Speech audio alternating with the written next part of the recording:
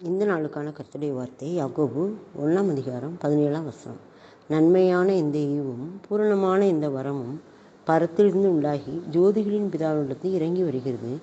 அவரிடத்தில் யாதொரு மாறுதலும் யாதொரு வேற்றுமையின் நிழலும் இல்லை. இது ஒரு அருமையான வார்த்தை.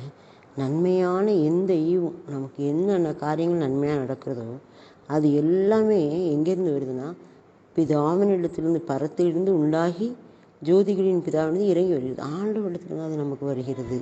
நன்மையான எந்த ஈவும் பூரணமான எந்த வரமும். பூரணமான வரம் அப்படின்னா நமக்கு ஆண்டவர் கொடுத்திருக்கிற வரங்கள், வல்லமைகள், ஈவுகள் எல்லாமே பரத்திலிருந்து இறங்கி வருகிறதா இருக்கிறது.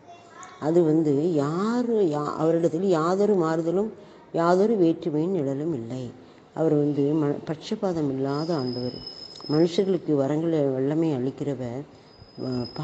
ஆள் பார்த்து இவங்களுக்கு கொடுக்கணும், இவங்களுக்கு கொடுக்கக்கூடாது, இவங்க நல்ல திறமையானவங்க, இவங்க திறமை குறைஞ்சவங்க, இவங்க வசதியானவங்க, இவங்க வசதி குறைஞ்சவங்கன்னு அவர் பார்க்கறது இல்லை.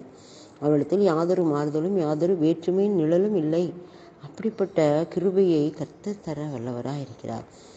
அவர் கூட சொல்லியிருக்கிறாரு, பேதைகளை தான் ஆண்டவர் தெரிஞ்சிருக்கிறாரு. உலகத்தில் ஞானிகளை வெட்கப்படுத்தும்படி தேவன் பைத்தியமானவர்களை தெரிந்து கொண்டார் என்று சொல்லி நம்ம பார்க்குறோம். அப்படின்னா நம்முடைய வாழ்க்கையில் ஆண்டவர் தெரிந்து கொள்ளுதல் நமக்கு ஆச்சரியமாக இருக்கும். ஒன்றுக்குமே உதவாதவங்களை தெரிந்து கொண்டு பலத்த கரத்துக்குள்ளே வச்சு பயன்படுத்துவார். மோசே கூட பாருங்கள், நான் திக்குவாயும் மந்தனாம் உள்ளவன் அப்படிம்பாரு. அப்படி அவர் சொல்லும்போது, திக்குவாயும் மந்தனாம் உள்ளவன் அப்படின்னு சொல்லும்போது ஆண்டவர் சொல்லுவார், நான் ஆண்டவர் பயன்படுத்துவார். அப்படிப்பட்டவனே ஆண்டவர் பயன்படுத்துவார். அவனை கொண்டு இஸ்ரவேலுக்கு பெரிய அதிபதியாக வச்சு இஸ்ரவேலுக்கு ஒரு மீட்பை உண்டு பண்ணதுக்கு அவனை தெரிந்து கொண்டார் என்று சொல்லி நம்ம பார்க்குறோம். வேத புத்தகத்தில் அப்படித்தான் ஒன்றும் தகுதி இல்லாதவங்களை ஆண்டவர் தெரிந்து கொண்டு அவர்களை தகுதிப்படுத்துவார். அப்படிப்பட்ட ஆண்டவர் நம்முடைய ஆண்டவர். அதான் நன்மையான எந்த ஈவும் பூரணமான எந்த வரமும் பரத்திலிருந்து உண்டாகி ஜோதிகளின் பிதாவிலிருந்து இறங்கி வருகிறது.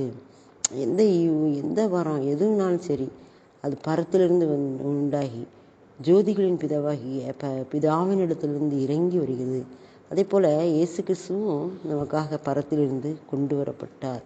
அவருடைய சொந்த குமாரன் நமக்காக தந்தார். அவருக்கு யாதொரு மாறுதலும் யாதொரு வேற்றுமை நிழலும் நமக்காக அவருடைய சொந்த குமாரனே கொடுத்தவர் மற்ற எல்லாவரையும் நமக்கு அருளாதிருப்பது எப்படி அப்படின்னு வசனம் இருக்குது. இப்போ நன்மையான இந்த ஈவும் பூரணமான இந்த வரமுமாகிய இயேசு கிறிஸ்துவையே நமக்காக பிதாவிலிருந்து இறங்கி அனுப்பினாரே. அவர் அவ்வளோ பட்சபாதம் இல்லாத தேவனாக நம்மளோடு இருந்து நம்முடைய மீட்புக்காக, நம்முடைய ஆத்ம சரீர மீட்புக்காக அவர் இந்த மாதிரி காரியங்களை நமக்காக செய்தார் என்று சொல்லி பார்க்குறோம். நாம் ஆண்டவர் நன்றியோடு துதிப்போம். கொடுக்கப்படுகிற ஈவு வரம் எல்லாம் பிதாவிடத்திலிருந்து தான் இறங்கி வருகிறது. வானத்திலிருந்து இறங்கி வருகிற, வானத்தில் இருக்கிற பிதாவிடத்திலிருந்து நமக்கு இறங்கி வருகிறது. நன்மையான இந்த ஈவும் பூர்ணமான இந்த வரமும் பரத்திலிருந்து உண்டாகி ஜோதிகளின் பிதாவிலிருந்து இறங்கி வருகிறது.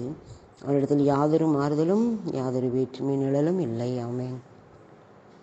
அப்போ அவன் நன்றியோடு துதிக்கிறோம். இந்த வேளையில் ஆண்டவரே, எங்களுக்காய் சகலத்தையும் செய்து முடித்த உன்னதமான தேவனாகிய நீங்கள் இப்படி பரத்திலிருந்து எங்களுக்கு ஆண்டவரே ஒத்தாசை அனுப்பி பரத்திலிருந்து எங்களுக்கு ஈவுகளையும் வரங்களையும் தந்து எங்களை பட்சபாதம் இல்லாமல் கண்ணோக்குகிற ஆண்டவராக இருக்கிறபடியால் நன்றியோடு துதிக்கிறேன். இயேசுவின் மூலம்.